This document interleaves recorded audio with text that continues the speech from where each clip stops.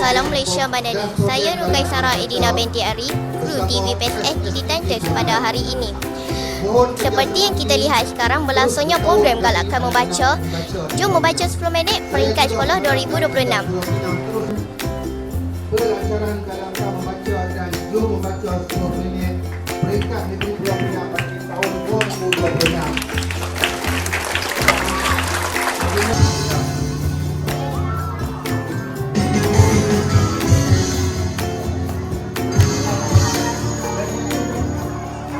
Aku berdiri, sebuah buku setia menanti, and stories that glow. Each word is a seed. Baca sering dianggap sebagai satu aktiviti biasa. Namun, hakikatnya ia merupakan asas kepada pembinaan ilmu, pemikiran dan jati diri seseorang.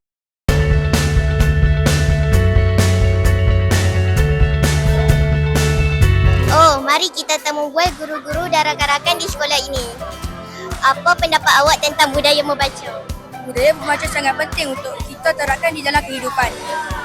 Apakah bahan-bahan yang sesuai untuk dijadikan bahan bacaan? Semestinya buku, majalah, surat khabar, komik dan pelbagai sumber bacaan yang lain. Masa yang sesuai untuk membaca? Ada masa saya belajar pagi, ada masa saya belajar petang, ada masa saya belajar malam. Pada pandangan awak, apakah faedah membaca? Membaca menambah ilmu. Bagaimanakah kita terapkan budaya membaca di rumah? Pertama sekali, peranan ibu bapa adalah penting. Ibu bapa hendaklah menunjukkan contoh teladan kepada murid-murid dengan untuk membaca.